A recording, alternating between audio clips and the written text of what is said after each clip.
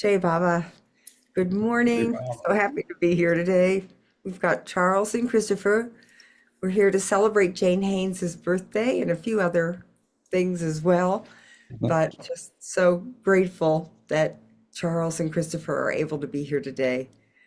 So I will turn it over to you both. Jay Baba. Jay Baba. Well, thank you so much. Uh, I keep looking for what's going on. So puppy duty is sometimes a little squiggly. Uh, uh, all these wonderful things just came together at the beginning here as we were talking. This is also soon in India, Mani's birthday. Her birthday was December 15th. And they consider themselves therefore birthday twins, you know.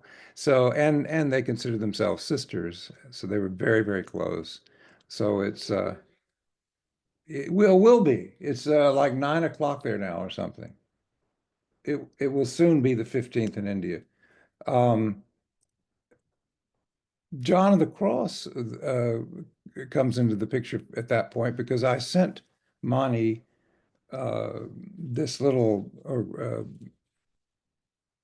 thing, flip thing with quotes from John of the Cross and one of Saint Teresa of Avila also.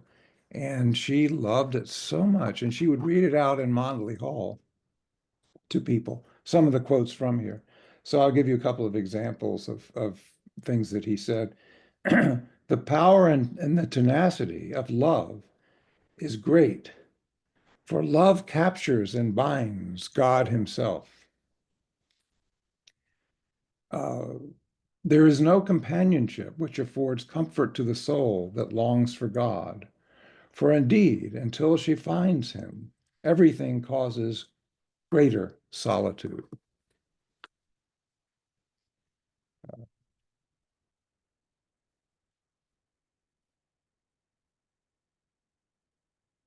There is so much to fathom in Christ, for he is like an abundant mine with many recesses of treasures, so that however deep men go, they never reach the end, but rather in every recess find new veins with new riches everywhere.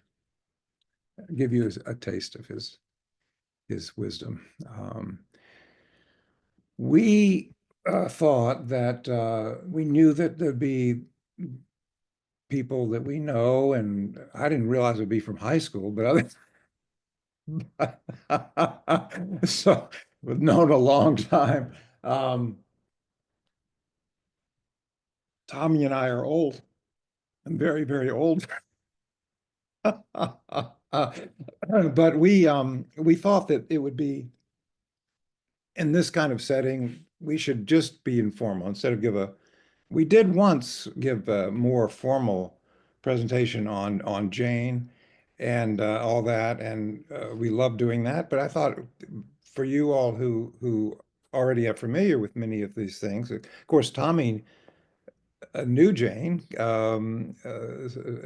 so yeah, and some of you, the rest of you did as well.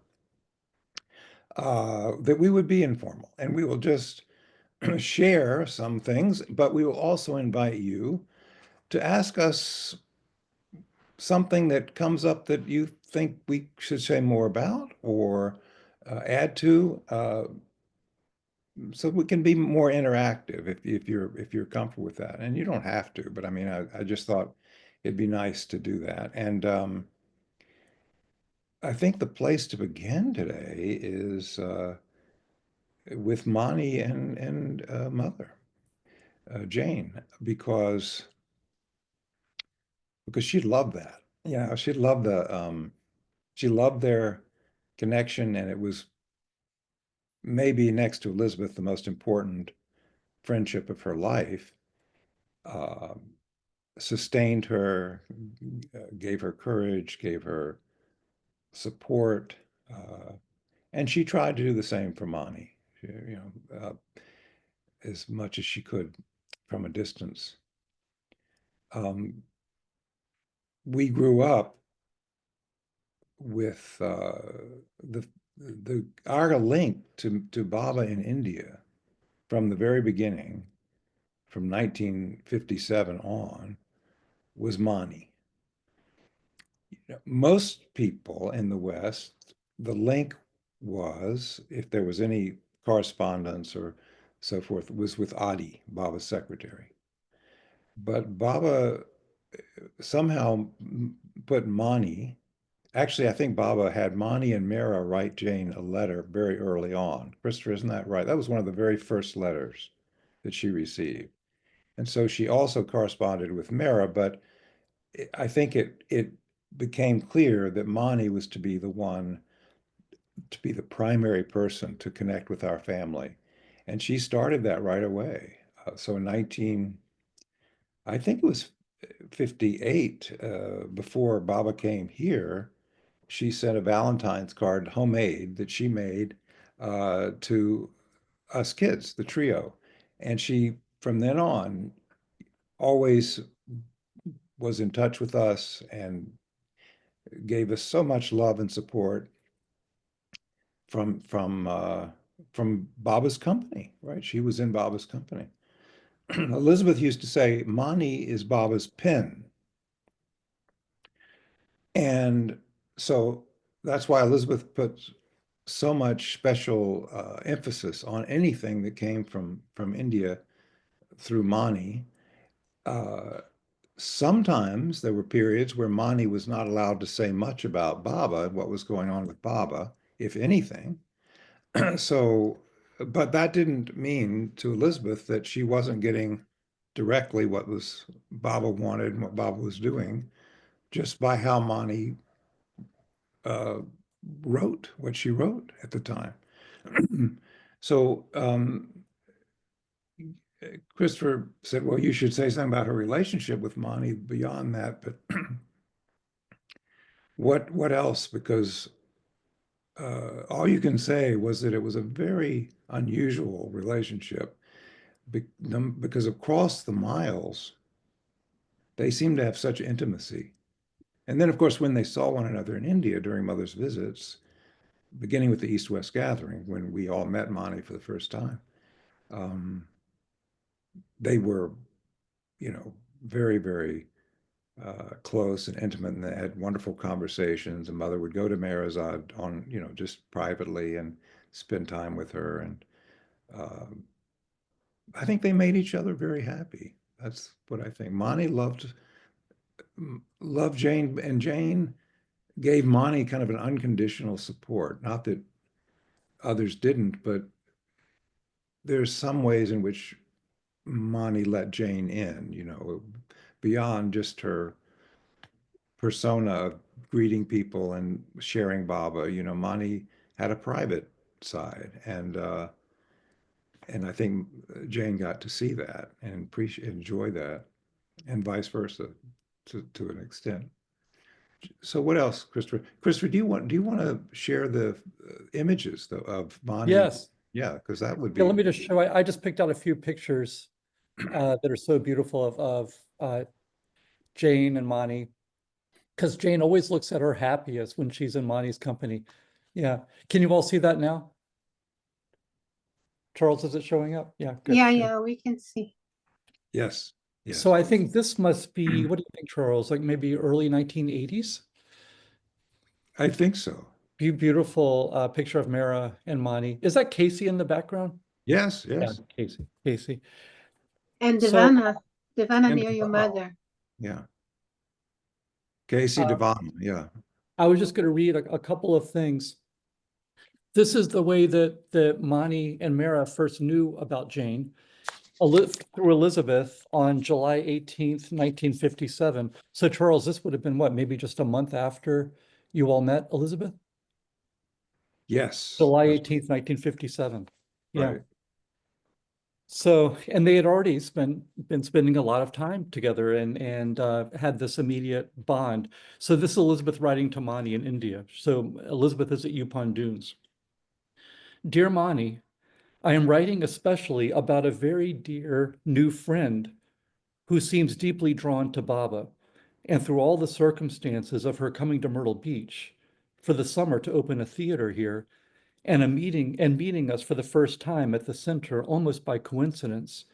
I feel she has been drawn by Baba at this particular time because she seems to feel so immediately at home with Margaret, Kitty, and myself. And in fact, we have seen her every day since. She had a deep experience of Baba while sitting quietly in the little cabin where he gave interviews last July, and came out with tears streaming down her face, as many have who actually met Baba there a year ago. Her name is Jane, and I am enclosing a picture of her with her youngest child, Wendy. She is lovely to look at, as you can see, but more lovely is her real wish to meet Baba and to come to India. In this same email is a letter from Jane addressed to Baba, which will speak for itself. Despite her theater work, she kept the fast on July 10th and the silence, except when absolutely necessary for her work, half the day staying at the center with us. We all really love her and feel a strong link. I have told her of you girls. Margaret left today after a month's visit. Love, Elizabeth. That's remarkable, isn't it, after such a short time, that they have been spending every day together. And this was the letter that Monty refers to, Jane's very first letter to Baba, July 18th, 1957. Dearest Baba, as the sea sings aloud and the trees whisper, so my heart longs to meet with yours. I believe that I have always known you. I laugh and cry at knowing now through dear Elizabeth. But I do long to come to see you in India. Somehow I know that you will help me to make my longing a reality. No words can express what is in my heart, the love and sweetness I feel having your writings with me and your picture before me. That was the picture of Baba holding the lamb. That was the first picture she received from Elizabeth. To begin again, how difficult, how hopeful I have become. Please let me come. I am sincere in my longing, and I fear impatient in my need. Perhaps another time I could write more if I may, although I feel that you know everything. All my love, Jane Barry. And one sentence there really strikes me, where she says, I believe that I have always known you. I laugh and cry at knowing now through dear Elizabeth, because Charles has been talking a lot about how he met Baba before meeting Baba. Charles, do you want to mention that? Yes, well, I guess what I mean by that is, and this only sort of occurred to me more recently, that I always began the story of meeting Baba, my narrative, with meeting Baba, naturally. Well, some prelude about, being with Elizabeth and Kitty and so forth. But then I realized recently that that's not accurate, that I really ought to have begun my narrative with meeting Baba when I met Elizabeth and Kitty in 1957, a year before Baba came.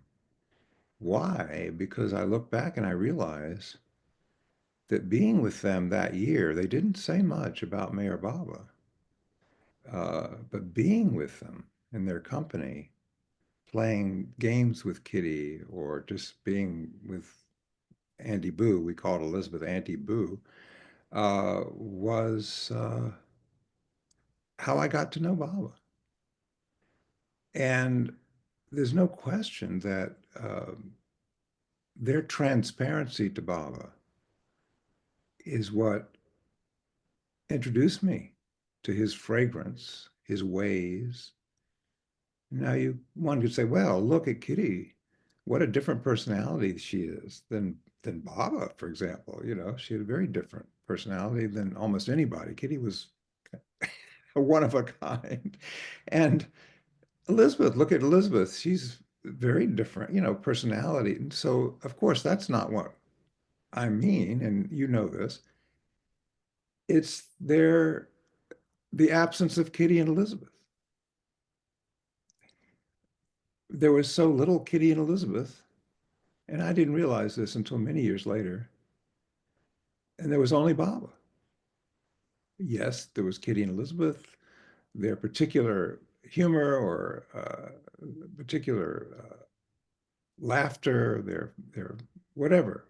They're always, well, Kitty, always cheerful, always living in the moment. But no ego. And now that's what I would say. And not then, of course, I had no idea what that meant. I'd never met anybody like that. Uh, and I didn't know that I hadn't met anybody like that. It's just that I loved them so much. And I thought later, well, many years later, I thought, well, of course, because it was only Baba, pretty much. I'm not saying they were realized or something like that. I'm not trying to be, make these statements. I have no idea. But I do feel that after their lifetime with Baba, we met them, of course, after probably they had many lifetimes, but in this lifetime, they spent so much time with him and were trained directly by him to turn their consciousness away from the world to him. So they didn't lose their ego because they went through certain spiritual exercises, or they, how it is with Baba. That's not how he does it. If your ego is going to be lost at all, when it's time to be lost, it will be because he has turned consciousness from the world where the self is riveted on identifying with this character in the film called you. And, we're so riveted that we actually believe that person that we are identifying with is who we are. And what Baba did, and Kitty is beautiful, her beautiful talk on consciousness in this book that Wendy and Buzz put out of her talks. I mean, she describes it so beautifully how Baba in the ashram, just in a natural, daily, moment-to-moment way, turned their consciousness from the world of illusion to him, the world of reality. And in their case, I can only say that you could actually, if you thought about it, you could actually say, this is what it looks like. And everyone who loves Baba, I feel that and see that to a certain degree, because that's what he does with each of us. But that was my first encounter with anything like that. And when he actually came in human form, I had a deep recognition, of course, of my own, but I knew something of his ways, if you will, if that conveys through them. Yeah. Yeah. Um, so Christopher, Could I just tell one thing, Charles? sure, Yeah, please. just about about coming in 1958. The one story that I know that we've told this before, but it's such a central story to Jane. And it's something that happened on the very last day of Baba being there, the last day of the Sahavas. And she referred to it so often in her life and in notes in her journal and her annotations in her books of St. Teresa and St. John of the Cross. But what happened on that last day is that Baba was listening to a tape that Harold Rudd had brought of the life of the Buddha. And there are pictures of I wish I'd had a picture of this put up, but they were sitting outside the caretaker's cabin. And Baba looks very solemn as he's listening to this tape, and he's surrounded by the Sahavas, and Anita is holding the umbrella over Baba's head. And Jane wrote in her journal about what she was experiencing while she was standing there. And it was a feeling of increasing anxiety because she started thinking that she's had this deep recognition of who Baba is as the living Christ, and then that Baba's leaving the next day. And that now everything will go back to what it was before, which was not internally very happy for her, because she was someone who always did have a lot of anxiety and insecurity. And so she felt like she was really spiraling into darkness at the thought that Baba's leaving, now she's going to be plunged into her old life. And so the tape of Buddha finishes, the whole crowd disbands, and Jane is standing there feeling just sad and nervous. And Baba's taken back to the lagoon cabin, and then she hears a voice call out, and it's Adi. And he says, Jane, come. And so Jane rushes to the lagoon cabin. Baba is sitting there, and she goes and she falls at Baba's feet. And Baba gives her a big embrace.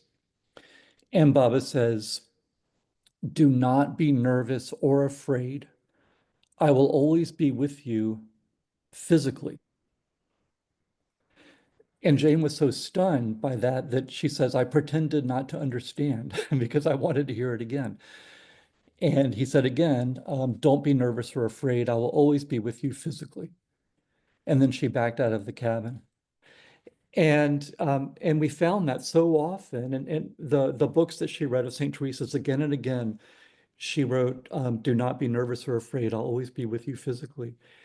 And I just think it's one of the most astounding things Baba said to someone, because so often Baba said, I am with you, I am always with you, which is so beautiful. But what does it mean to say I'll always be with you physically?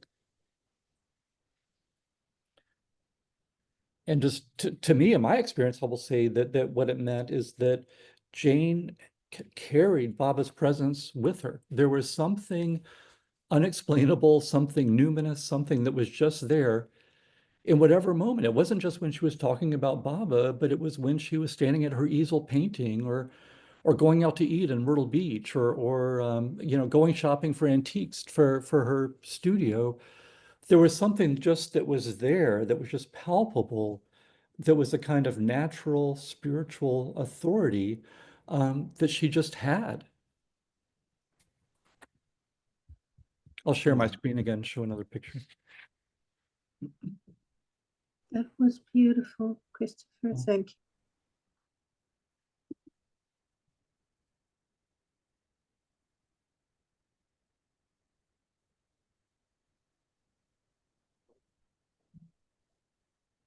Let's see. Here we go. Jane said this is her favorite picture with Mani. She loved this one at Meherazai. This is the letter that Mara wrote to Jane after Baba returned back to India from the Sahavas. So this is July 1st, 1958. And you can tell Baba's been talking to Mara and Mani about Jane, and Jane wrote letters to each of them. Dearest Jane, your sweet letter reached me the other day, and I was deeply touched with the love that shone from its pages. Since this is Mara, I'll show Mara. Baba has spoken much about you and your deep love for him, and of the spontaneous expressions of love from your three dear children, John, Charles, and Wendy. As we now think of them, the loving trio, exclamation point. It makes me very happy that you are one of the fortunate ones and that you have had the privilege of coming to Baba, of seeing him, and of loving him. All during the Sahavas days, my thoughts were with you all in Myrtle Beach, as I pictured Baba amongst his lovers, showering his love upon them. It was a wonderful love feast, and we have received many other beautiful letters telling us of how Baba so unstintingly gave of himself. Dear Jane, we are very happy that you are so close to Ellie Kit. Elizabeth and Kitty are very dear, and your friendship with them brings you closer to us. Who knows, someday we may meet. Baba has told us of your theater, and we wish you success with it. Keep Baba always in your heart, and no matter what difficulties arise, he will always be there to give you the strength to overcome them. Having Baba gives one the courage to move mountains. How true are your words? How blessed we are. How blessed. Isn't that beautiful?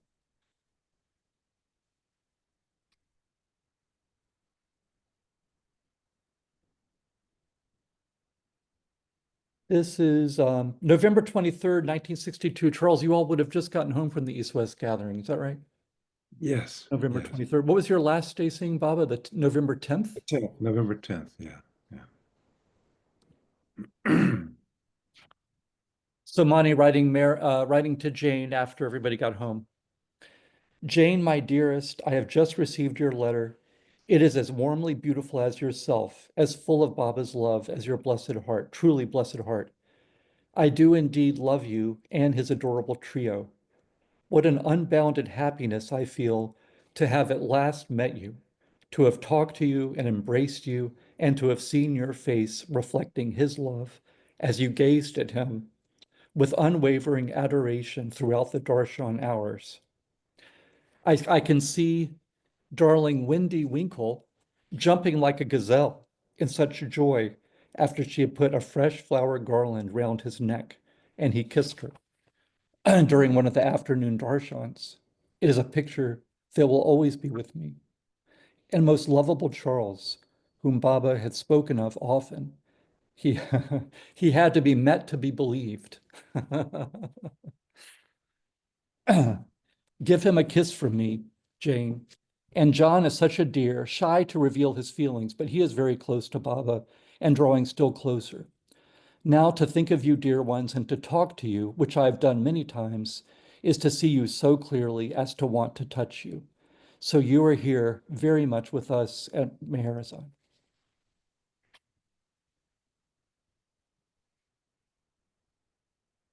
And this is just about birthdays, since they were birthday twins, December 28th, 1962, so a month later.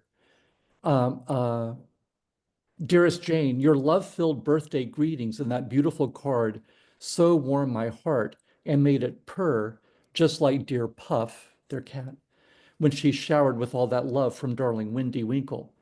I hope mine to you got there just as promptly for your birthday. I love the thought of my birthday being so close to yours, just one day's difference. Mine's on the 15th, because you are so dearly close to me. The Christmas cable of love from Myrtle Beach reached the beloved and made him very happy. For although that is what he has come to give, that is what he also is happy to receive. Blessed are we to be given his grace to know him and adore him while he is yet in our midst as God-man. And may we have his further grace to become worthy of a mite of his infinite compassion and love that he bears for us. Beloved Baba sends his love to you, his adoring Jane, and his precious trio who are very dear to him.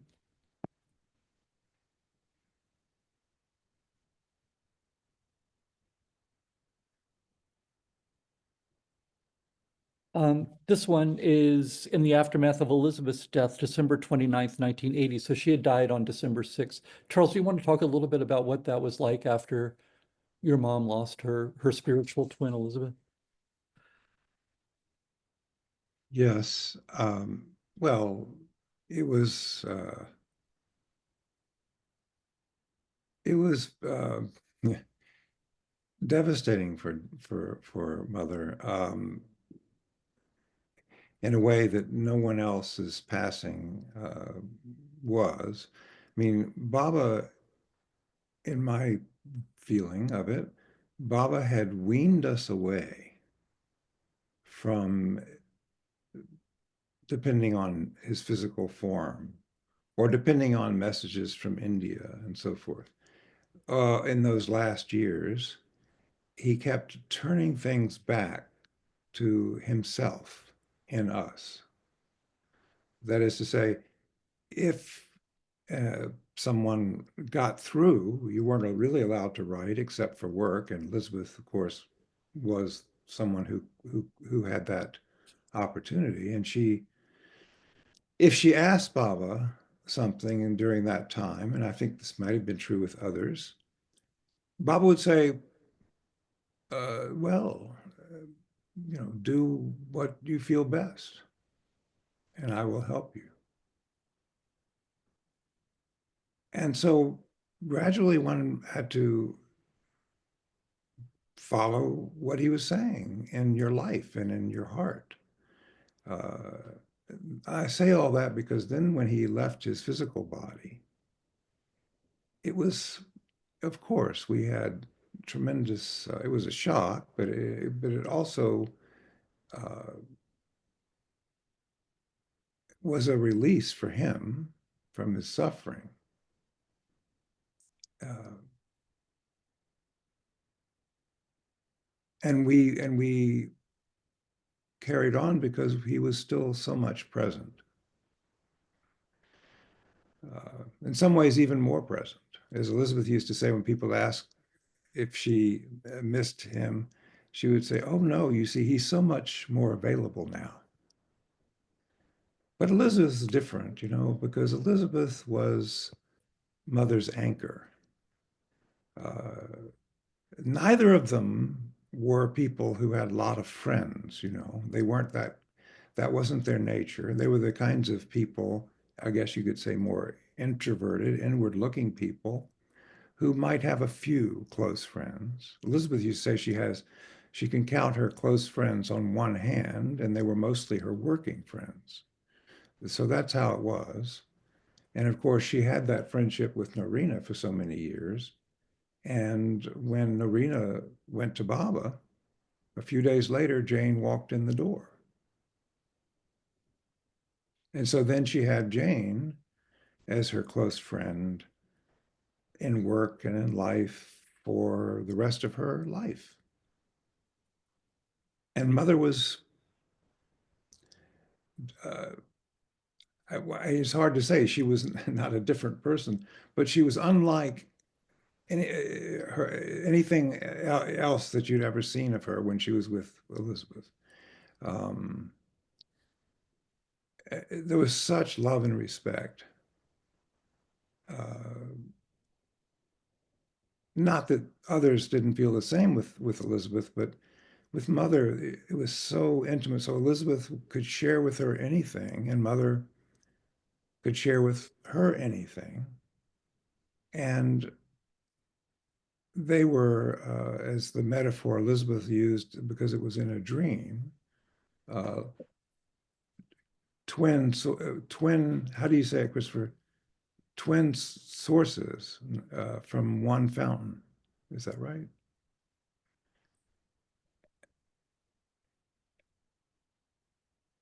So when Elizabeth was taken but went to Baba, Mother was not sure what, I mean, of course we knew it was going to happen, but she didn't know quite what to do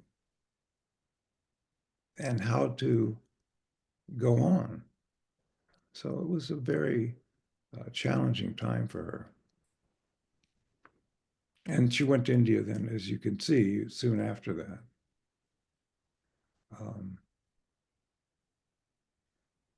So this is one of the letters Monty wrote to Jane after Elizabeth's passing, December 29th, 1980.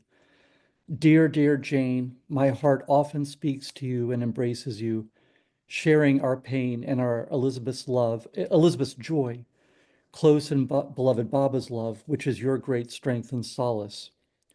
I understand well your pain of separation, my dear, and the sudden responsibilities to bear. So difficult, but made possible by Baba's grace and by his grace alone. Your love for Baba and his love for you is the force that will drive you on to continue in his pleasure.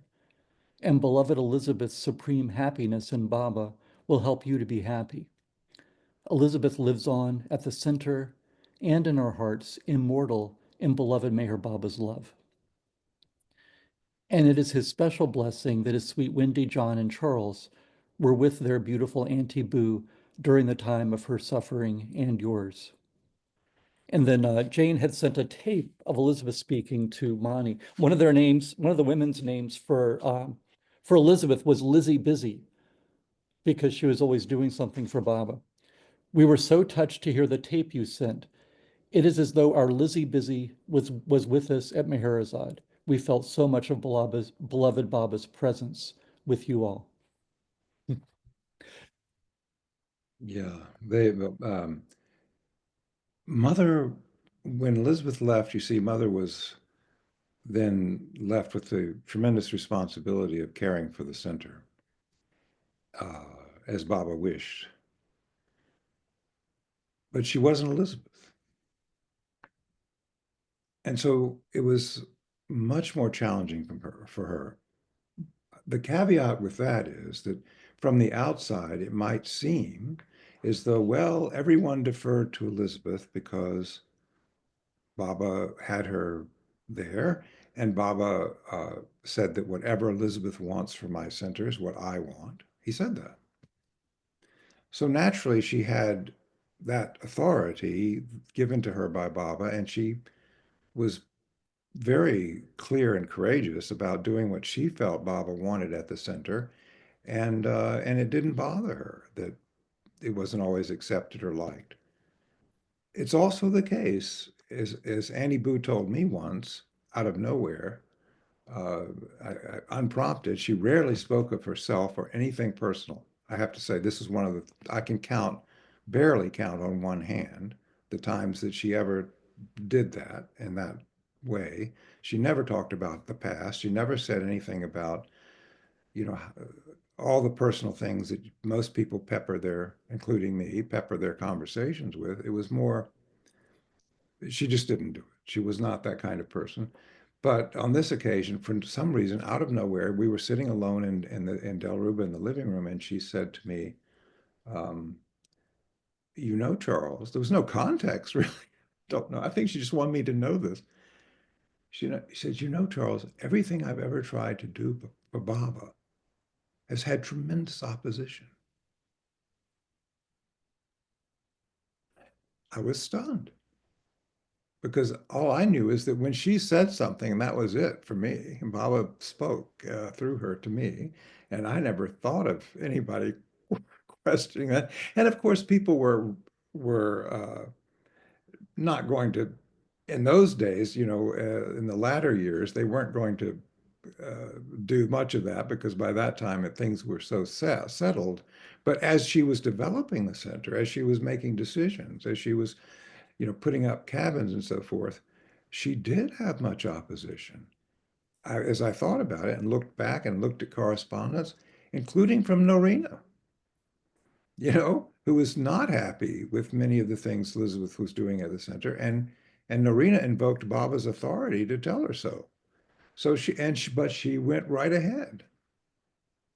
Baba, these thought transmissions that Norina would give Elizabeth from Meher Baba, saying that, you're doing this wrong, you're doing that wrong. Elizabeth would, take it and be interested, and that's how she was. She was very sweet about it all. But then she'd go ahead and do what she felt Baba wanted. So I guess what I'm saying is that Elizabeth was such a presence and a so deeply respected by so many people. In spite of all those early opposition, she carried the center forth and kept the atmosphere uh, for Baba and for anyone who came. And Mother was not Elizabeth. As Christopher said earlier, Mother had her own very strong presence of Baba with her. And many people experienced that. Many people benefited just from being with her and her sharing Baba, or her learning about their lives, which she loved to do. So there was all of that, and that gave Mother great joy. It was the greatest joy.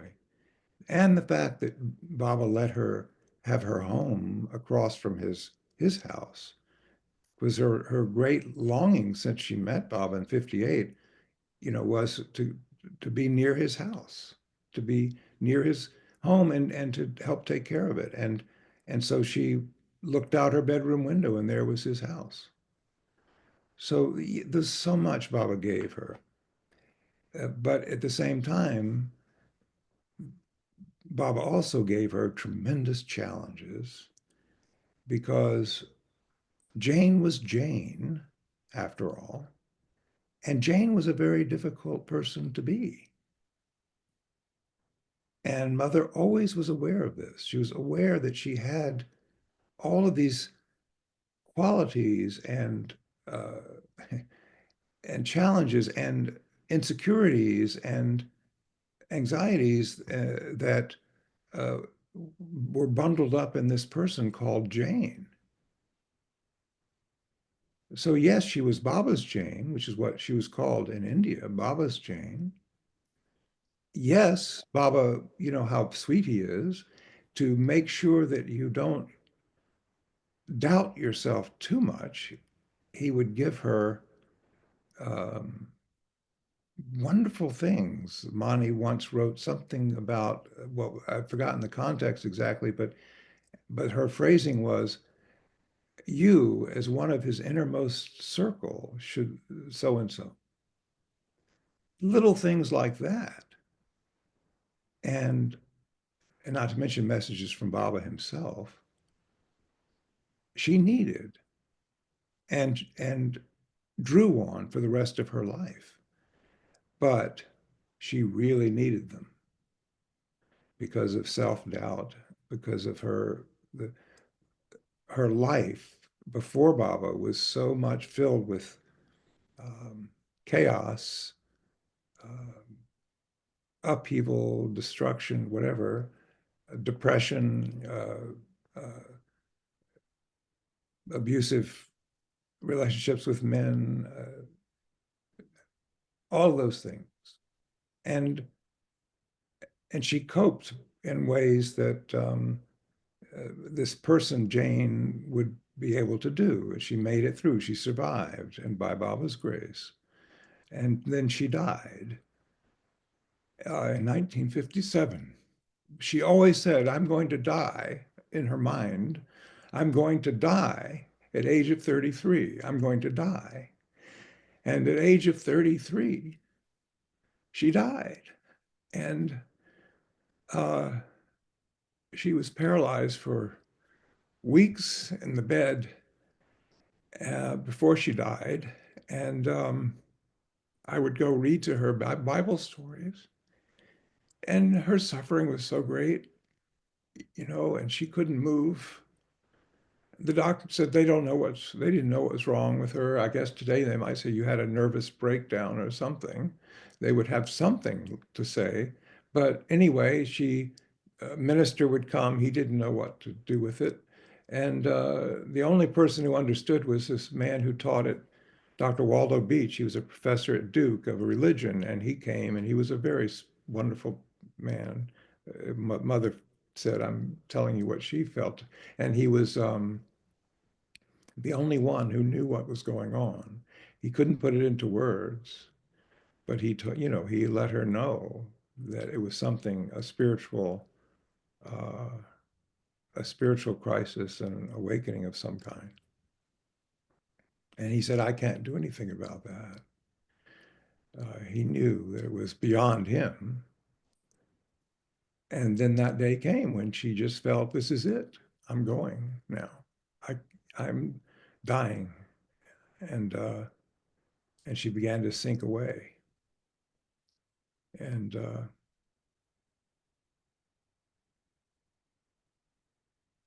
just before she was completely gone, she cried out from somewhere inside in herself. She cried out, no, I'm not ready. I'm not ready. And as soon as she did that, everything lifted. And she was able to walk.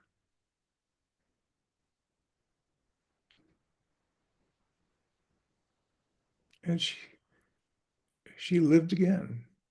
So you see, she did die at 33, and the rest of her life was him, and only him.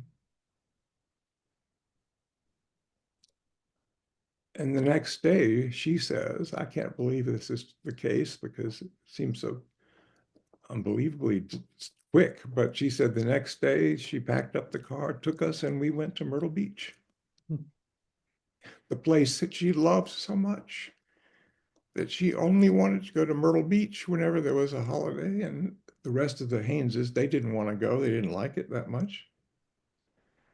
So one time, Dad said to her, you know, well, if you like it so much, you can just go there yourself. And she did. But Myrtle Beach. It had to be Myrtle Beach. And so she went. And that's how we came to Baba. So, uh, but Jane didn't, I mean, all the things that go into being our little personalities in this lifetime, right? These impressions and, that we've gathered over millennia, they don't just go away. They are part of the package, right? They're part of what we deal with, just like Elizabeth. I mean, Elizabeth had her own quirks and personality, and Kitty, and so did Mother. And Mother came to realize that hers were much more challenging than Kitty's or Elizabeth's or anybody else she knew around Baba. She was a very complex person as Jane, and it didn't go away. She had to live with it. And even though she lived with Baba, she couldn't just get out of herself. And then she came to realize gradually, and she and I talked about this. She would not say this publicly to people because it sounds what? Sounds like she's promoting something about herself, but no, but she said to me that she said, all of this, she said, I feel that there are Vijnani sanskaras, means sanskaras that Baba gave her to do his work. Baba doesn't work through people being, a particular way. Narina was not an easy person in many ways, and some people just thought she was everything, and other people didn't like her at all. And Nadine Tolstoy didn't get along with anybody in the ashram. Baba said, Nadine, she leans only on me because no one else gets along with her. He says, which is good. It's good she leans on me. You should all be like that. But she doesn't lean on anyone else because no one gets along with her. I mean, it's funny, but it isn't funny because she had to live with that Nadine Tolstoy, and you could go down the line, right? They were all very particular people. And, look at Alaba. I mean, I'm sorry.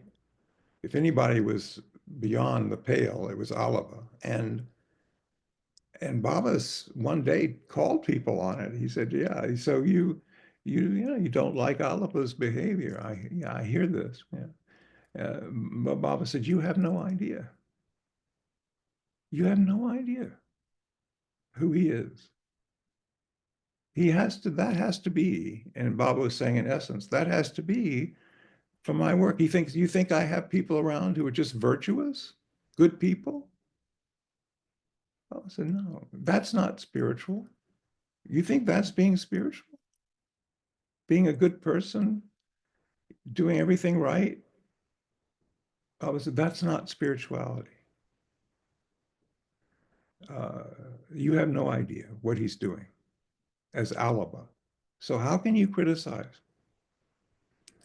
And I think that often about Jane, about my mother, because I too had a hard time with Jane often, not the easy mother to have, very challenging.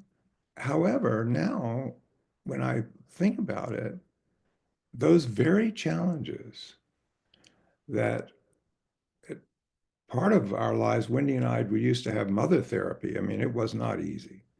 And after she died, we would have a lot of mother therapy because, it was hard. Sometimes she was not easy up close. And yet she was also not, she was also, her love for him and his presence that Christopher described, which is such a beautiful way to put it, gave us our life with Bob. I mean, of course, I always credit Elizabeth and then Kitty and Monty and Erich, and I forget. The credit really mostly goes, if you give credit, I don't know if you do because it's all Baba, but to Jane. Baba told her one of the first things he gave her, maybe the first order he gave her, have my trio love me more and more every day. And she did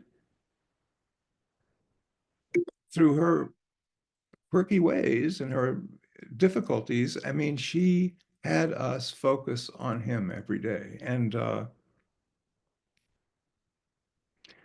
all those qualities that some people found difficult, other people didn't. It depended on the relationship, but made it difficult for her to run the center. I mean, it was not easy. People didn't see, oh, she's Elizabeth. No, they didn't accept that Baba put her there, and they didn't like it. And so talk about opposition. She had more than opposition. She had active dislike. And when things happened in 1994, because Christopher and I moving into Mayor House, a lot of it was targeted at her. Time to get back at Jane. I mean, I'm putting it very honestly. And boy, was that so evident. So we'll go into that. But I mean, I'm saying that I think she was right. What do I know? But I feel that Baba gave her all that so he could do his work. How else was he going to do all that he did? Except through these kinds of personalities that that he gave to people who were 100% for him, you know. That's all that mattered to Baba. And then if they irritated people, or if they inspired people, or if they caused an upheaval, yeah, that's Baba. I mean, and the sooner one caught on to that, the easier one's life is with Baba.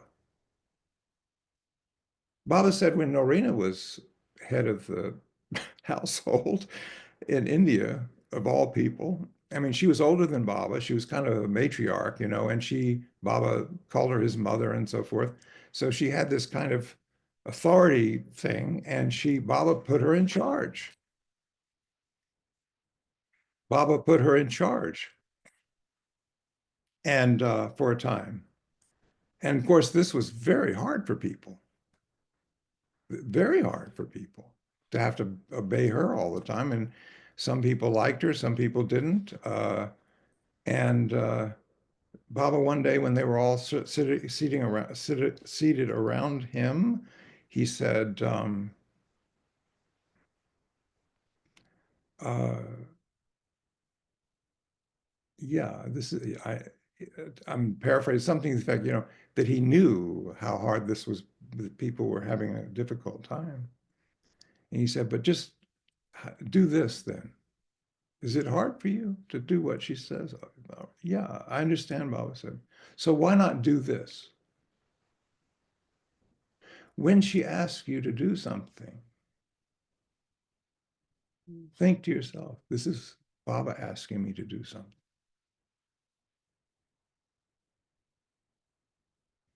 If you do that, then you will do it with a cheerful heart, wouldn't you? Yes, Baba. Then do that. Why do you think I put her there?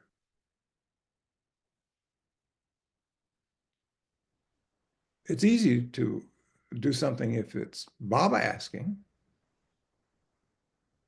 Such a joy, whatever it is. But Norina, Jane, you know, how dare she?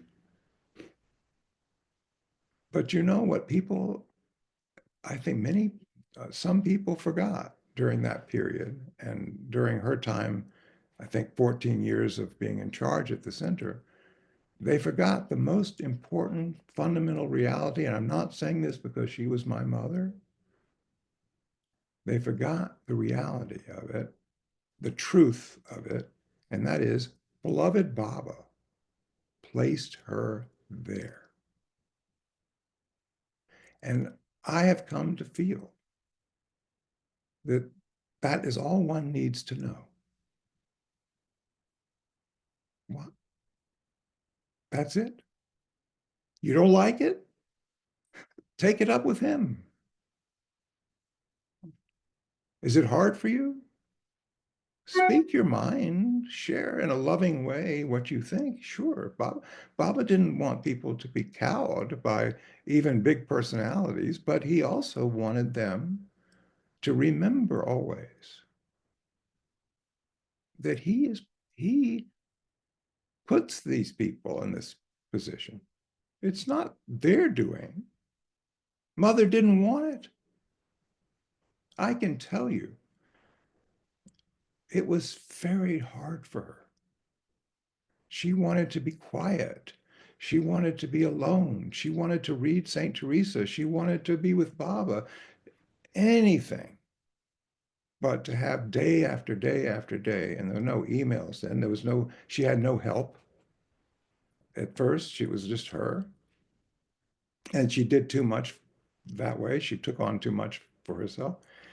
But it was hours and hours of, phone calls and letters and people knocking at her door, and she just, I mean, she was not, that was just the, if Baba had, I mean, Baba designed the most difficult way of life that he could have for somebody like her.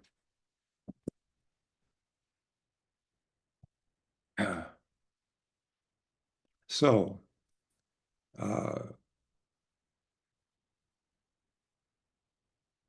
what I'm sharing is that it was a perfect plan.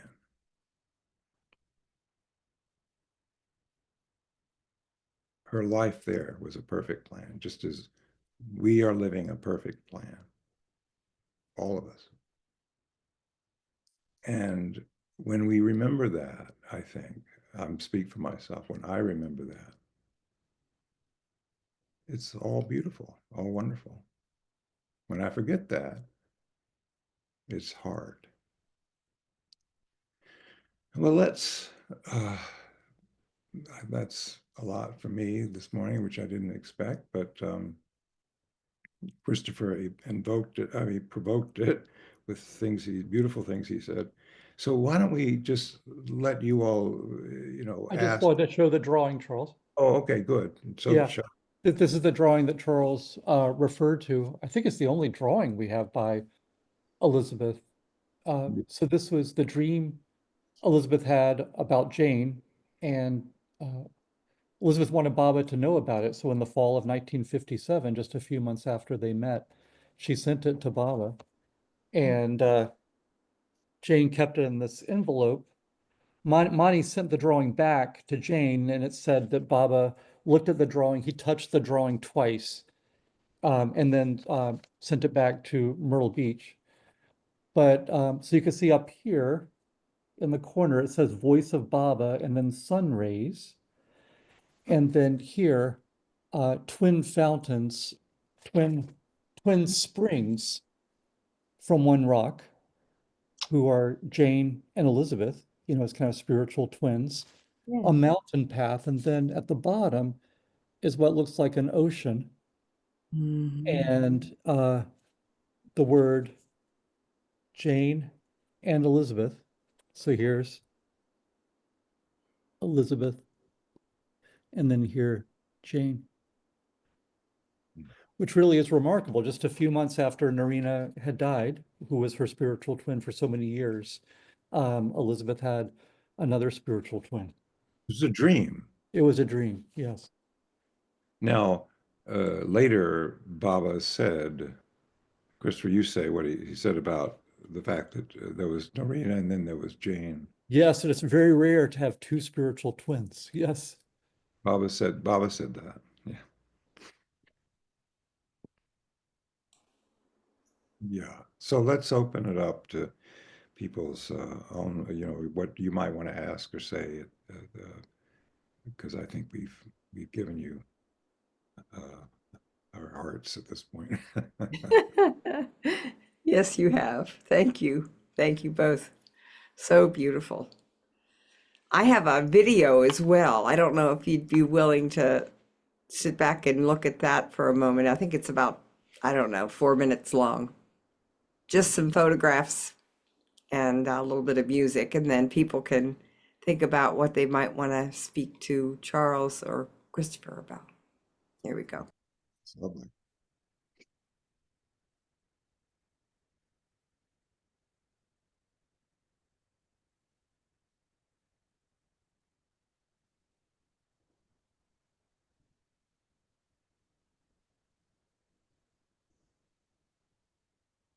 Sorry, it'll be a second. I had it queued up and then it disappeared, so it'll just be a second.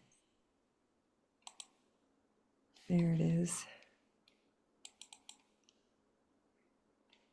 Okay. Here we go.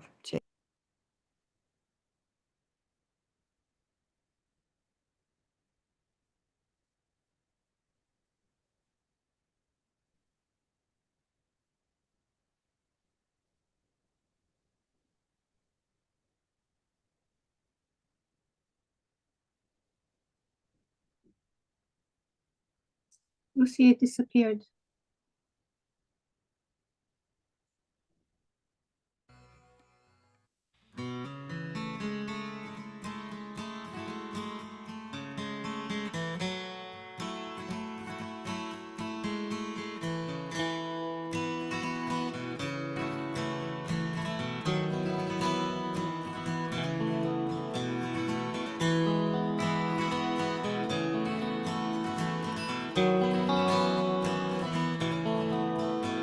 This world is filled with fire and fury. Storms of ages roar. But there's a mystery behind the story the heart cannot ignore. My world's been broken by you, and I've gone under. What else can I do? Oh, surrender. There was once a field of my own planting, ready to be reaped.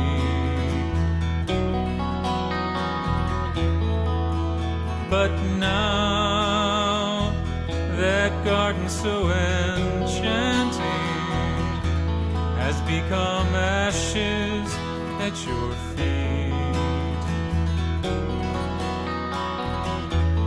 Should I be running from you? Have no answers. What else can I do? Oh, surrender. I must do my best to lay it down and let my Father take over.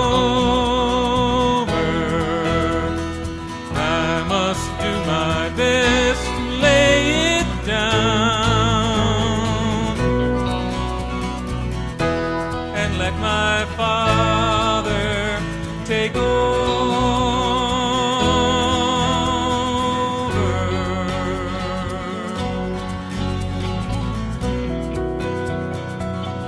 If the hopes and schemes of my imagination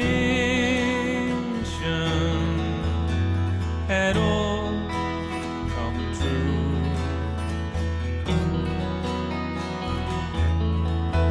would I be even one step closer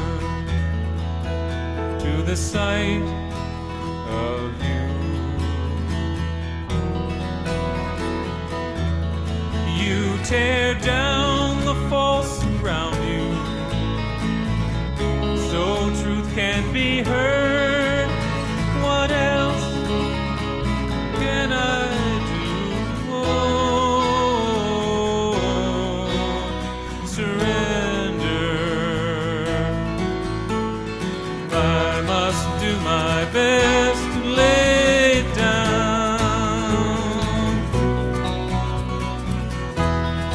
let my Father take over. I must do my best to lay it down and let my Father take over.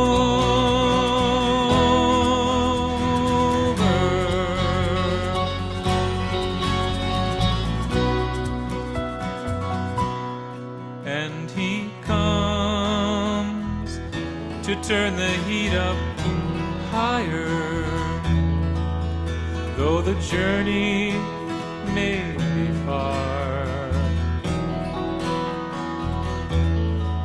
We have the chance to dance in the fire of the avatar.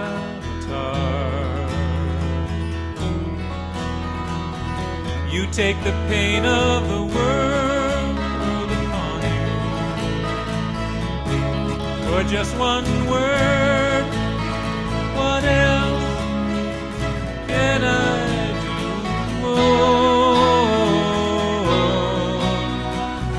Surrender.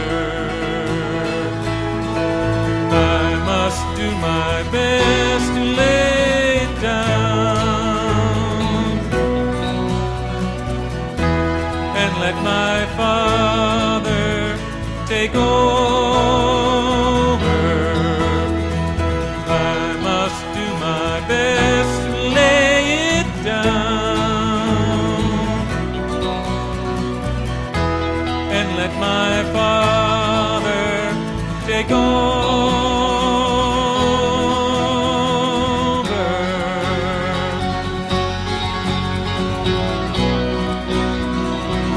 You take the pain of the world upon you for just one word. What else can we do? Surrender. I must do my best to lay it down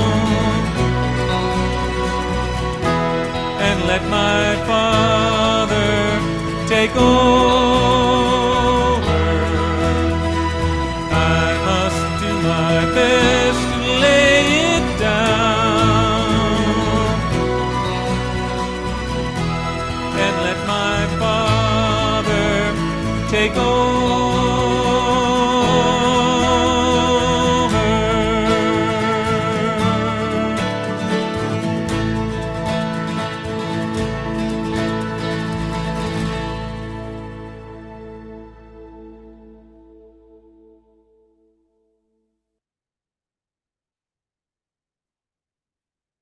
Beautiful video. Thank you, Ruthie.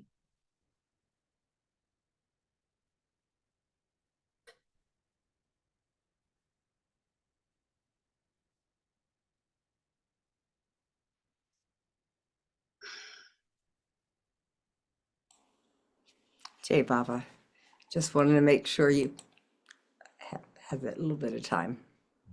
Rosalie, did you want to say something or did you have a question?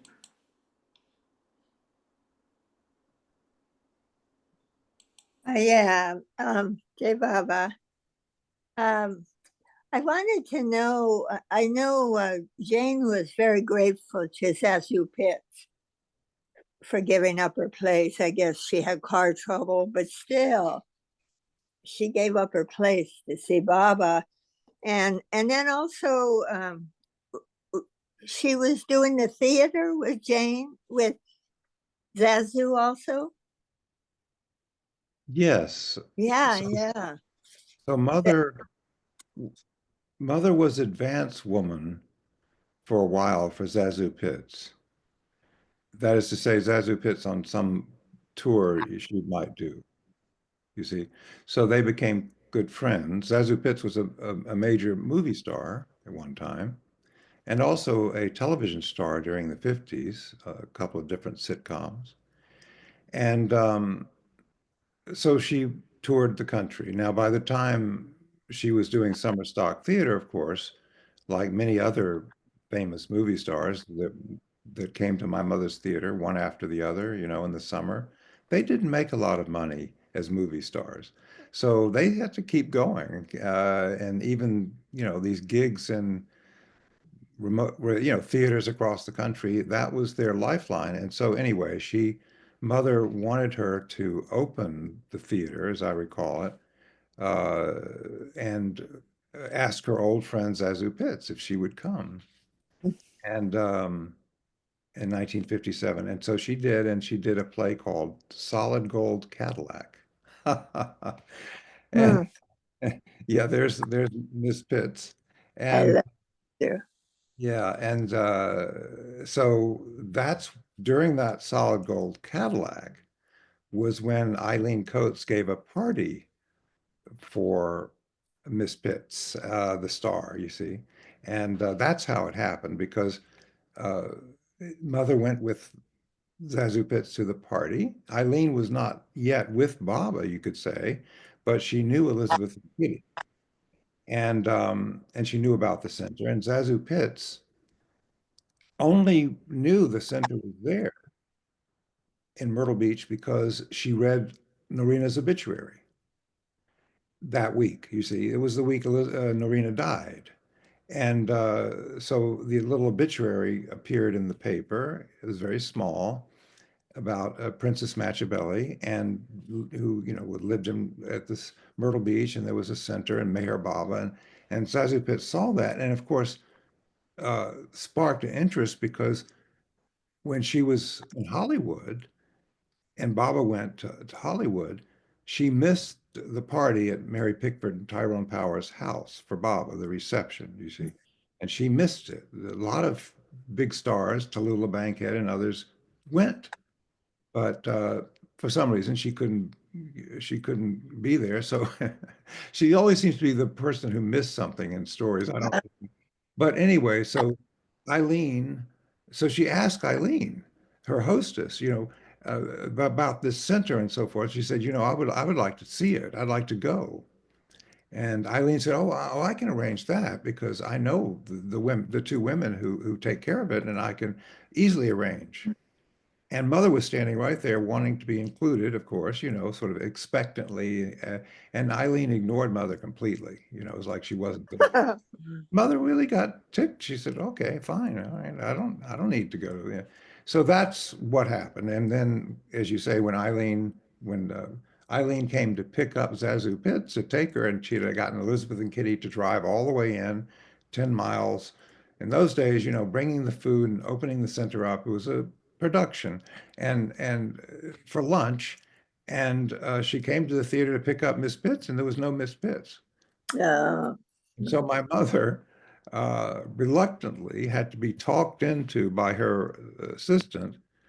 She said, you know, this woman is in the lobby and she's having a breakdown. She's making a scene because there's nobody she can take, and she has this lunch and so forth. Somebody has to go. You have to go. And Mother finally, because she was a little annoyed at being excluded from the original invitation, she said, you know, well, tough, you know, I mean, what am I supposed to do about it?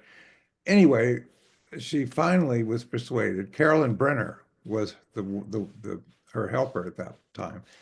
Mother was in her work clothes and she was not happy about it, but she said, all right, I'll go. And she got in the car and she went. And that's the beginning of our story. who is Carolyn Brenner? Who is? Carolyn Brenner was a wonderful, wonderful person who lived in Chicago and knew Ellison Pines and other Baba people. And I think she always loved Baba. Yeah, so she was a close friend of Mother's. You know, yeah.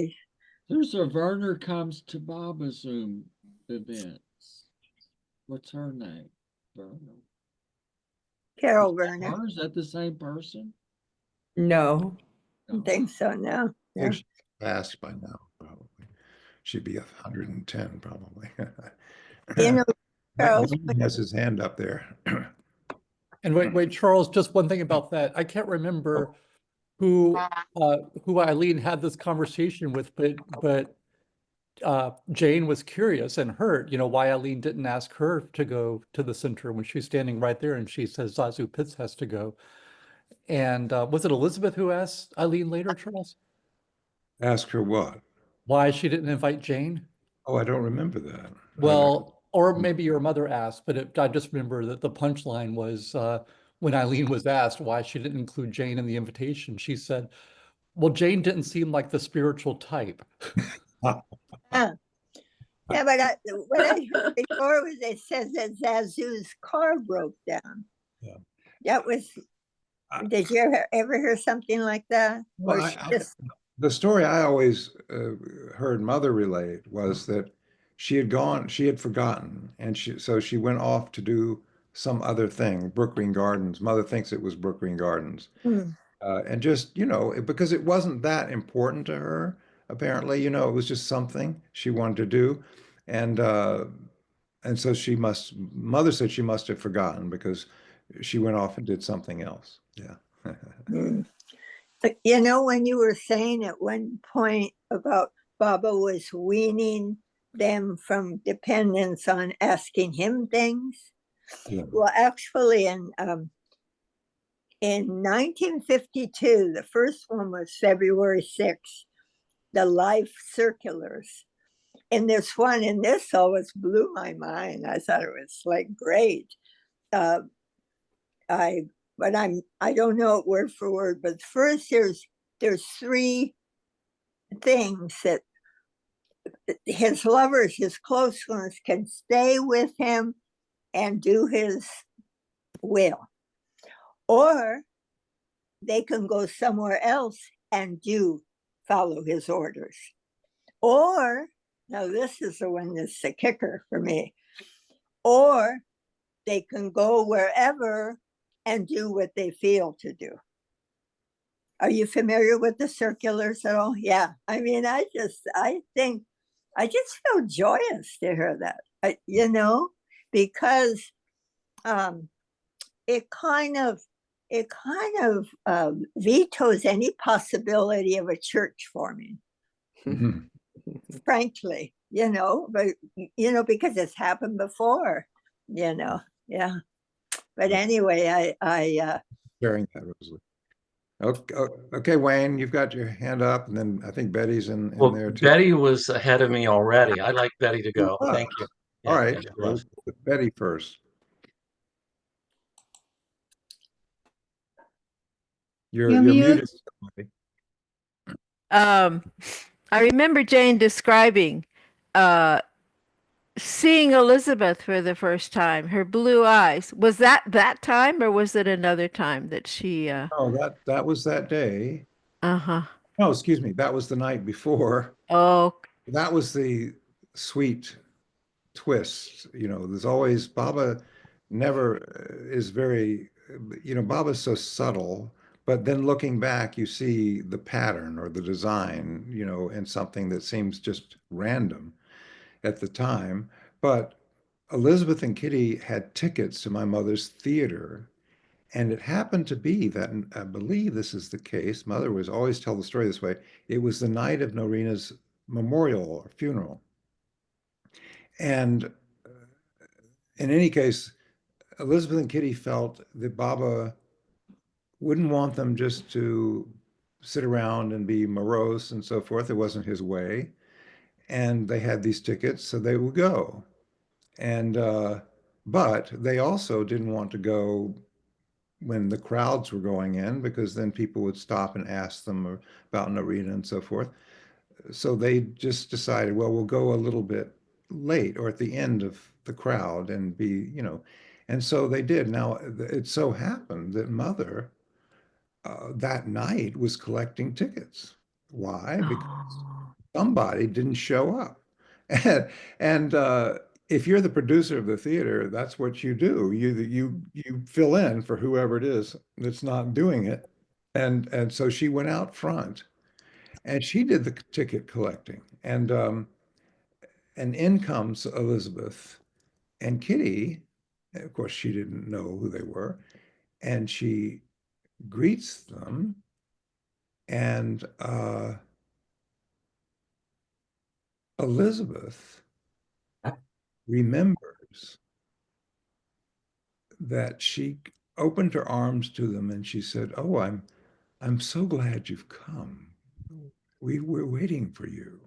Something like that. And Elizabeth looked at her and she seemed so familiar. And that was the first meeting. Now, Mother doesn't remember saying that. But the next day, when Mother got out of the car at the center after being persuaded that she should go to this, she gets out of the car, and there's Elizabeth standing there outside the original kitchen, waiting. And she gets out of the car, and Elizabeth doesn't say, "Well, who are you?" or "Where's Miss Pitts?" or the star. What is, what's going on here? Elizabeth just opens her arms. She says, "Welcome. I'm so glad you've come. We've been waiting for you." And that began her life with Baba, right? And that's when she saw those eyes, Elizabeth's amazing blue eyes. Yeah. Beautiful. Thank you, Charles. Sure. Huh. Yeah. Wayne. Thank you. Thank you, Charles. The sharing today is so honest and intimate from the heart. It's just a beautiful conversation and remembrance. It means a lot to everyone. Just beautiful. What I feel called to mention is I love your mother's voice. It's so theatrical, and I have memory of it from the tours at Baba's house. And the way she would talk about Baba and what she was showing to those of us on the tour in the house. And there, I don't know what quite the term is. There was sort of a divine pathos in her voice that was so revealing. You feel the love, but you could sense that suffering in there too. Yeah. And it was really quite something. And her voice is preserved in a few places. And the one I want to mention is this wonderful DVD, and it's one I've watched more than any other Baba DVD. And I now think it might have to do with her speaking. It's called The Ancient One of the 1965 Darshan. It's back from the 90s or something. I think you produced it, Charles. And she's actually reading from the family letters, Mani's words and Baba's words given at that darshan. It's very, very beautiful, beautiful. I know I've watched it 20, 30, 40 times over the years. It's available at Shariar. It's not on YouTube. It's available, yeah. Beautiful, beautiful voice. Rings in my ears with Baba's love. Thank you. Well, thank you for sharing that. That's so beautiful. Very, very beautiful. Thank you. Yeah, you brought it back to me too. I could hear her voice. The more you talked, the clearer it got. Hmm. Jai Baba. Judy. Go ahead, Jude. I think we're all experiencing today together in remembering Jane. Charles and Christopher, the bounty of Mayor Baba that you're pouring out to all of us today is such a treasure. Thank you both for allowing him to flow through you so lovingly. I'm remembering Jane, and I've shared this once before, but this feels like a great time to remember it again. And that is Jane's last trip to Mehrabad in 1995, as I recall. And what I noticed as, I just sort of a fly on the wall, I think most of you know I was working on staff over there at the time,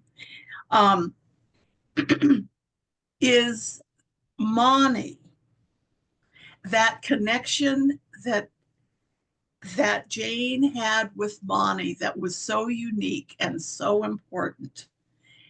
And this was at the time that of, I'll say, the troubles, as they say about Ireland, but this was here with Charles and the Haynes family. And Monty took every single opportunity publicly to roll out the red carpet for Jane, to make it very, very clear to anyone how deeply connected Jane, Charles, and the Haynes family was to Meher Baba. At Women's Arty, every 2 weeks, the women Mandali, the Easterners that lived at Merazad, would come to Mehrabad for Baba's Darshan and we called it Women's Arty.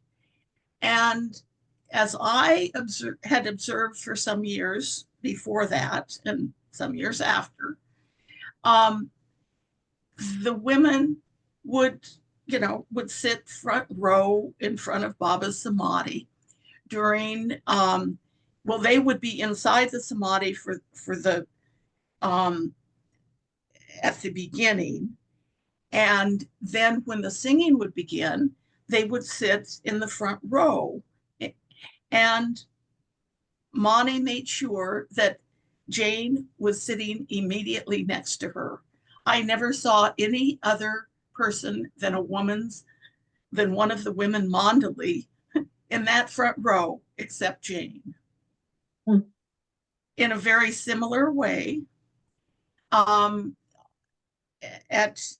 Mandali Hall at Merazad, Monty would be sitting in those years, many years, in the front.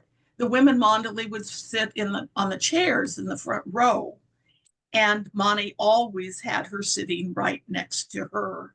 Monty would be in the center, and Jane would be on one side or the other. And just in so many different, those are two specifics, but in so many small ways throughout that visit, the specialty of their relationship. And Bonnie couldn't have been more overt and yet silent about the special place that Jane had in Monty's heart, but also played in this theater of the advent of the avatar, with Jane's very theatrical nature and voice, it's been mentioned, etc. But it was really beautiful to see that love made manifest. So that's my remembrance of your dear mother, Jane, Charles. Well, thank you, Judy.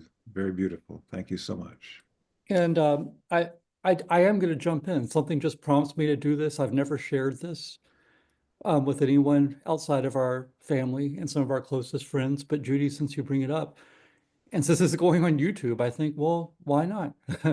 And Judy, what you said really touches my heart. But this is a postcard she sent to me from that trip that Judy was just describing. And she's talking about a conversation she had with Monty. And she refers to the tree where Baba appeared at the center when all this was happening. And it was an image of Baba looking like the Good Shepherd photo.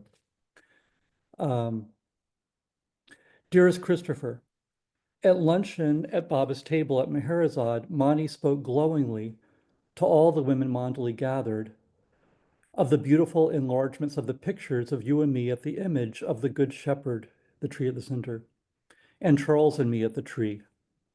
She overflows with love for you both, freely expressed. She feels genuine pain for all you have endured, telling me during private time, and I spoke freely and told all, she was almost in shock, so much that she and they did not know. She asked about your work, your life, shared about St. Teresa and Narina and John of the Cross, 6 hours together. She says, Charles, I, and you, quote, remember you were all sharing in Baba's humiliation.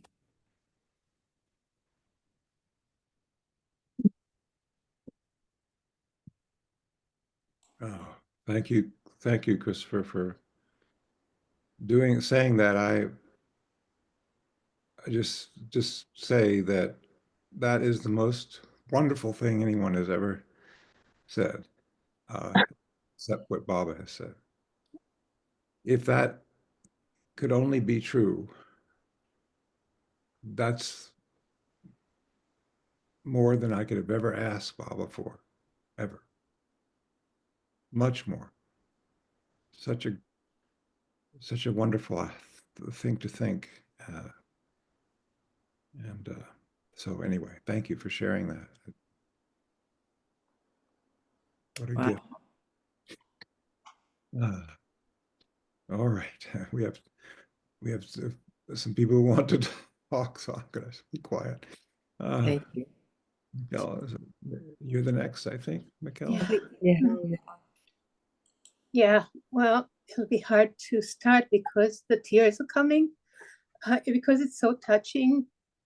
And that is why I'm so glad to be with Baba, because with Baba, it's so truthful, it's so real.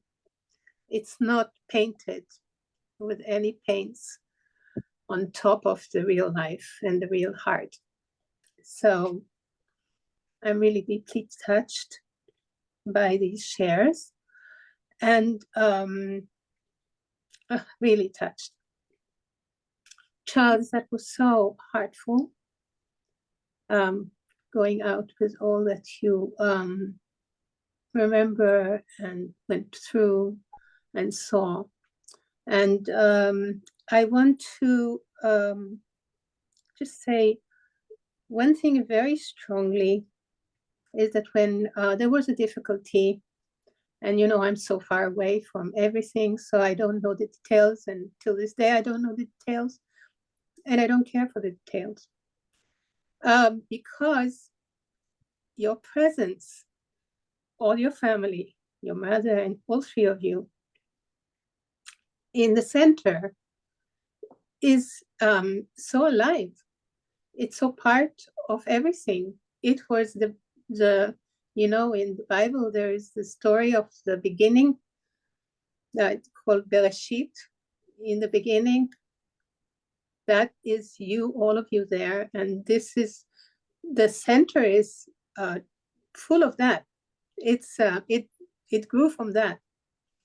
So that is forever there. Nothing can take that away. And it is a beautiful heart place. It's a beautiful heart offering that all of you put in, all of you, all children and your mother and Elizabeth and Kitty and all who started that, Darwin and you know, Frank, I think his name is, you know, you all just put packs and packs and packs of love into the center, and we're all drinking it when we come there, and it's forever. It's like forever fountain. So nothing can take that. Nothing can erase that. No words, no thoughts, no nothing, you know. So that's one thing that is very strong in my eyes. Another thing is that when I came once to the center, only once, because every time I could go, I went to Mehrabad, because that is where my heart was, is still in Baba's Samadhi Hill. I went only once in 1991. That's time Kitty Davy passed away right the next day that I came. And so I met Jane. And the thing that I remember is, first of all, your mother was so beautiful. Such a beautiful woman. And to be a beautiful woman as she was is very hard.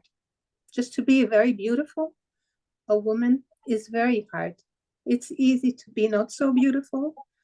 It might be very hard to be ugly, but to be beautiful is very, very hard. So, and a woman in the age that we were at that time. So I remember her in two occasions. The one when I met her for the first time, she was so regal. And the other one when I came to the Baba house. And the thing that stays in my mind is that she showed me the case with Baba's pillow and the blood. And she opened it. I think you could open it. And she opened it and allowed me to touch or to put my head there. And this moment is so strong. It's even stronger than my going to Baba's room. Mm. And it's alive. I mean, it's so alive. It's like I can see it now. I can see her standing with the box. And so that is another thing. And another thing that I want to say is, Baba knows who he's choosing. You know, he's the avatar. He has pre-knowledge, untainted by anything, you know. And then people come and say, oh, but you didn't choose so well. We know who's best, you know, we know who's good. We'll help you, you know, we'll take that one, you know, you were mistaken.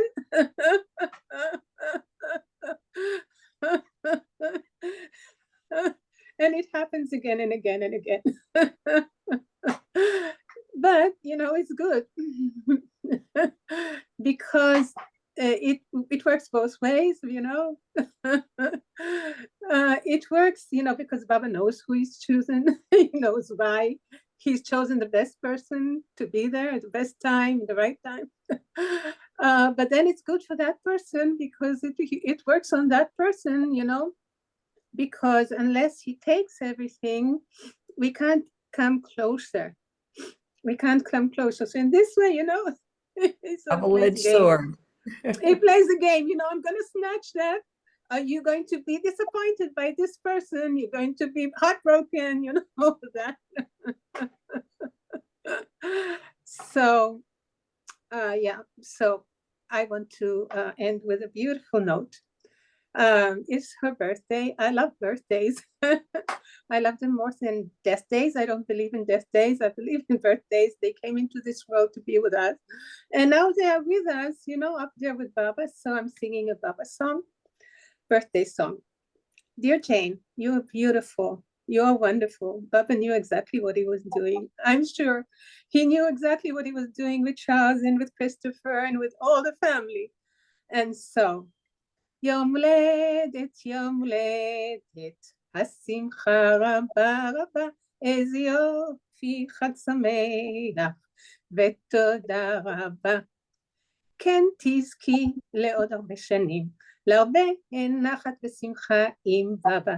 May you enjoy many more times with your beloved in his love. And all of you, Charles, you're so beautiful, you're so shiny, and Christopher and all.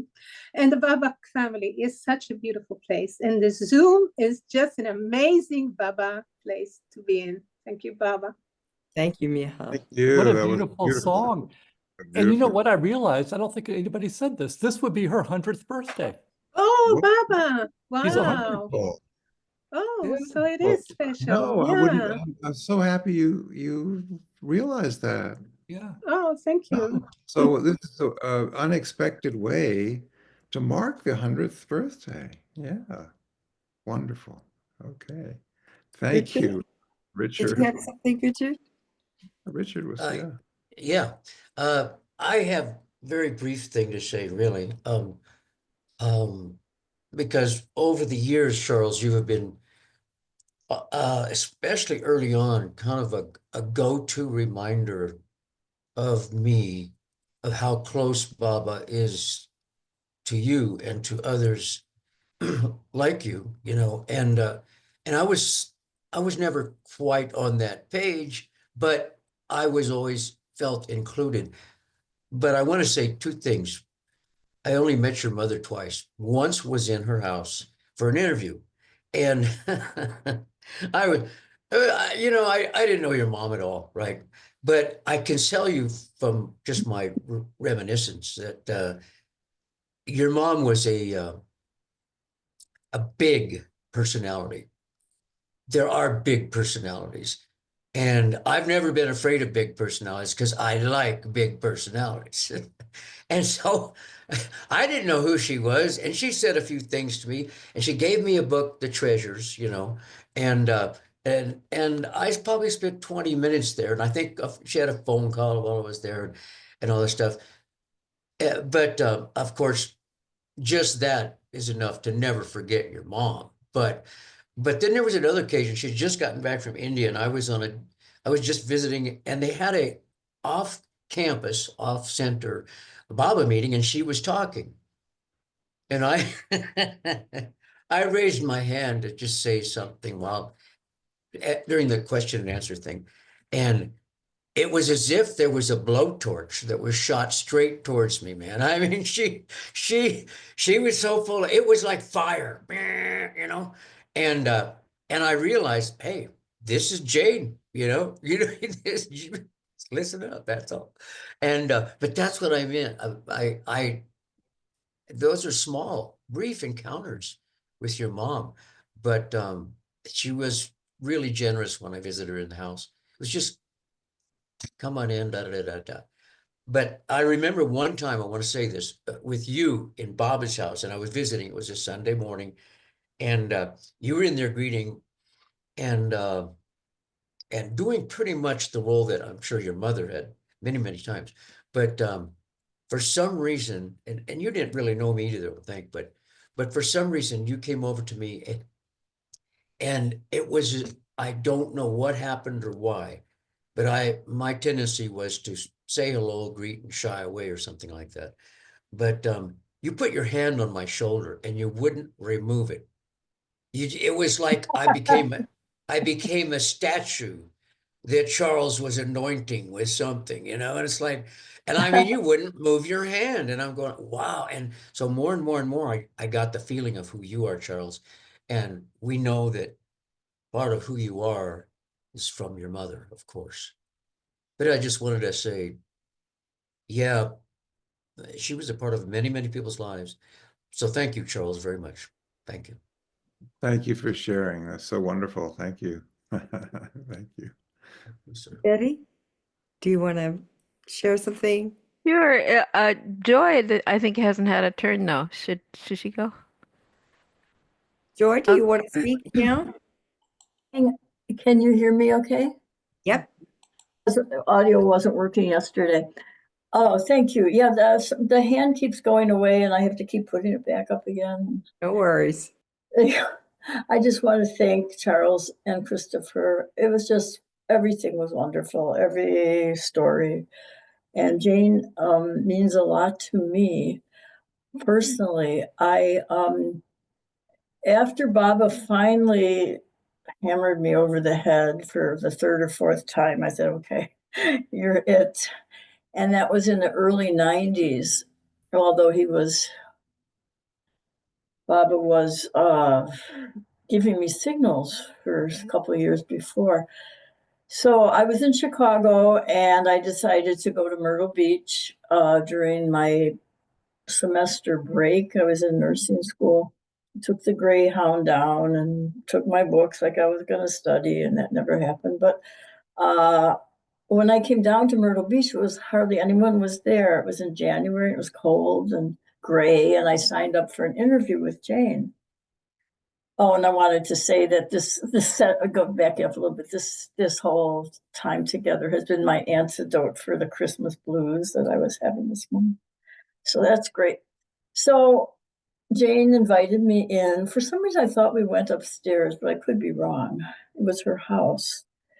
Maybe it wasn't. Maybe it wasn't. And the memory is so vivid. Somebody used the word regal. Regal, yes. And I was so comfortable. It seemed like she liked me so much. And it was like, that was unusual. It was like, I don't get that, that often. So I was sitting there and she asked me about my life and she wanted to know what I was into. And then there were maybe a couple other people there and she was asking them the same too. And it was so refreshing to have somebody care. Gray days, cold days, and here I am in this room with this wonderful person. And I said, I was in nursing school. And she said, oh, she leaned forward, I think, and said, Baba loved nurses. And that just it still makes my day, And of course, through the years, I think, did you just say that to make me feel good, I mean, I never heard Baba say that myself. So, but Say again what Baba said? Or Baba loved nurses. Nurses. I never read it any place or anything. I said, gee, I wonder if she says that to everyone about their jobs, But at the time, it's just like, oh, really? Because I was pretty new to Baba, Baba loved nurses. Wow. That's so inspiring to me to keep going, and I just feel my heart opening up just today and remembering her ability to contact me in a real way and how much love was there. And I still feel it right now, and I'm so happy that everyone has shared, and I want to thank you. I don't come to Zoom very often. I should come more often, but this has been terrific. Thank you. Thank you, Joy. That's beautiful. That's beautiful. I only about nurses I can only say about Elizabeth. Elizabeth loved nurses, uh, and she would put them on the phone instead of answering the question of how she was, because they were professional. They would be able to answer, and she was so funny. But she defined nurses, and they always had someone like that around. I mean, and for many years with Norina, and then later with Ruth, Sadie was a nurse, and Sadie would travel with Elizabeth. Uh, and yeah, so nurses, I grew up with a great respect for nurses because of Elizabeth. And Bob, of course, appointed Nadine head nurse at the maternity hospital created on Mehrabad Hill. And he went in and he told her, he said, Nadine, uh, but she said, she protested. She didn't know that much and so forth. And Baba wanted her to do it, and he wanted her to learn everything about it. And so she did. And he said to her, Nadine, I could have had any of thousands and thousands of nurses to do this. Mm. I chose you. Mm. I want you to do it. And so it made her feel, so wonderful that Baba had chosen her. And she became very good at it. Mm. So good, in fact, that when she was dying and had ALS in New York, in the early 40s, Adele Walken was assigned to help her. Adele had no nursing training at all. Mm-hmm. And so Adele didn't know what to do. And so Nadine taught her everything. Mm-hmm. Oh, wow. Taught her how to be a nurse. Oh, And wow. so Adele could take care of Nadine because Nadine taught her everything she needed to know. And she was losing her voice. She was losing her muscle control. You see, everything was going. But she was so loving about teaching her all these skills, including how to take care of her bird. She said, when you feed the bird, you must say, Baba loves you, Baba loves you, Baba loves you. Anyway, thank you for sharing that. It's beautiful. Yeah. The other thing I meant to share was that I'm so happy that you shared about Jane with her problems, her because and I can't say I'm surprised, but I didn't see it then, but I'm happy to hear about it because it makes me feel like we are related somehow, and That's such a wonderful point you make, because Christopher and I both feel that the reason so many people, I think, responded to Mother and identified with her, not differently from necessarily from Kitty or Elizabeth, but I mean differently, but not in degree, but that Jane was their person because she had gone through what they were going through. And she was able to empathize. She had all of these things, the long list of things that people struggle with, and she had all of them. And I think that's what made, so she thought of them as, oh, why am I this way?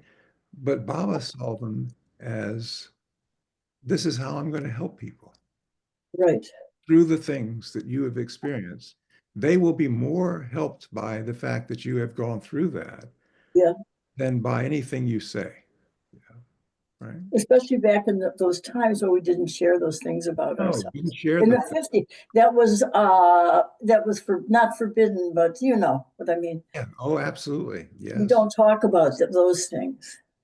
That's and right. I think maybe with Jane, Baba working through Jane, it might have opened up for the rest of us coming into our own selves and the things that we didn't like and couldn't stand, and wanted to let other people know that there's more to me than that. Yes. Yeah. Thank you, Joy. Betty, did you have something else? I do, Charles. We went to Myrtle Beach for the only time. My husband and I and our kids. In 1990, Kitty was 99 years old. I think that was 1990. Haven't been back. I can't say, a very profound experience with your mom, and I've never really been able to convey that to my satisfaction. I'm so glad I've got you here. I can tell you, it was astonishing. We came for, I guess it would like our interview. We came to her home, my husband and I and our three kids, and uh met her for the first time. We were there for our first time. We had not known her. And I don't know how the conversation got very deep. She was telling us about her own pain, about her I when her first husband kidnapped her daughter. She was telling us that story. I can't imagine a pain deeper than that. And then she paused and she said, I don't know why I'm telling you this. And I said, Jane, I do. These children, there were two of my husband's kids, these children have just lost their mother. And, well, obviously that opened the floodgates. But we became her family for it was longer than a week. We were there the whole time. She just, she shepherded, if we would go to the meeting hall, she'd make sure that we were sitting right up. She just became our mother in a way. The kids, she just opened her heart to them. And I remember her telling us how she knew how hard that was. She said, I know a grave is just a big black hole in the ground, and it's so, um, uh, she just became their mother, grandmother. It was an amazing time. Um, and I remember he was about 11, I think, Gary, laying down on your floor, weeping and petting BB the cat. That was how he was, just it was just an astonishing time, and he particularly just I remember when we were ready to leave, we were, of course, running around getting that, and he had a plant. He had to give this plant to Jane. We had to hold up the whole show because he had to give this plant to Jane. It was just an astonishing time. She sent us home, each of us, with the Lammy picture and a little note, and every one of us got our own little note from Jane. So I'm so glad, Charles, I've been able to. I hope I conveyed it was astonishing, the depth of that time with Jane. It was Baba.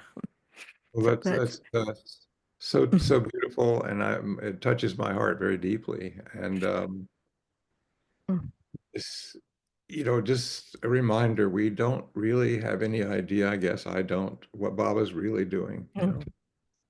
But everything that we go through, he does, as Elizabeth would say, he doesn't take away our suffering, but he makes it possible to endure through his compassion. He mitigates it. And so those children who lost their mother, I mean, he gave them her to, yeah. and I, I mean, just how wonderful is Bob after Mm. we don't, I just he sees to everything, and yes, she lost Diane when Diane was 2 years old, and she didn't see her again until Diane was 19, and so she understood what it means. Mm. Yeah. Thank you. Thank you. Thank you. Christopher, have you anything? I just wondered if you had anything to share before we wrap it up. No, I just love hearing these stories that just bring her back Mm. so fully. So, Betty, that was amazing, and It was amazing. I mean, it's just, yeah, no, it really it keeps her alive. Mm. 100 years, 100 years. Wow. Yeah, I'm so grateful to all of you, and for being here, and because this is the truth of the matter. One can't open one's heart unless there are hearts there to receive it. And so all of you.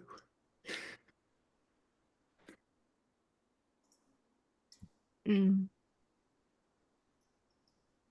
So I want to thank you, not only for those of you who shared, which was amazing, but for those of you who are just here, right?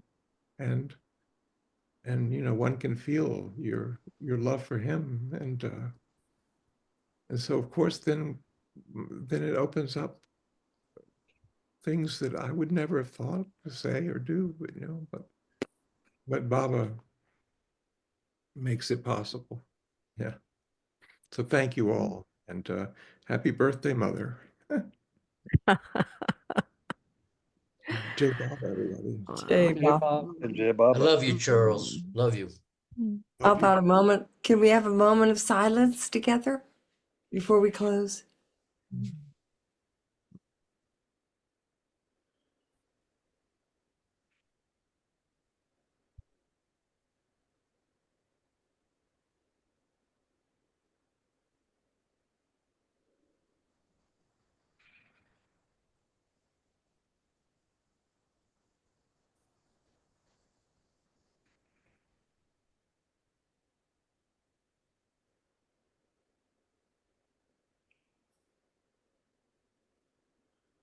Jay Baba. Mayor Baba. Jay Baba, Thank you, everybody. Charles. Jay Thank Jay Baba. Baba. Baba. We're so grateful. Thank you, CNC.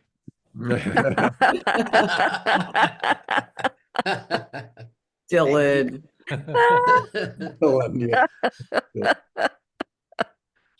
Thank you, Charles and Christopher. Thank you. Oh. Thank Wonderful to see you, Judy. I loved all the things you said about Jane's last visit. Yeah.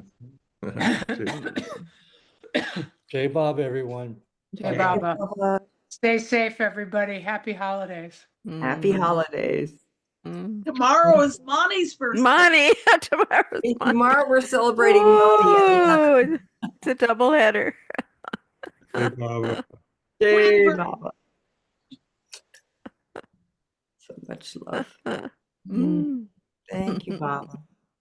Thank you, Baba. Oh my. Jay Baba. Jay Mm. Baba. Jay Baba. Thank you guys. Thank you, Ruthie, Mm. Betty. Thank you. Mm. Diane, Terry. Jay Baba. So Monty tomorrow at 11, Betty. Got it.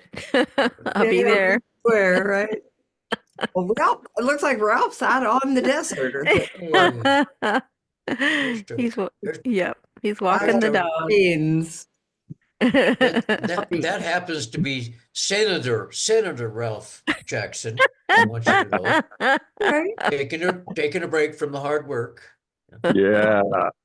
Yeah, that's right, dog. You like my Dollar Tree hat, do you? Oh, Nice. it becomes you, Ralph. $1.25. Well, I'm going to sign off and Okay, time to go. Jay Baba. Love you. Love to all. Jay Baba Baba. Baba. Jay Jay Baba. Baba.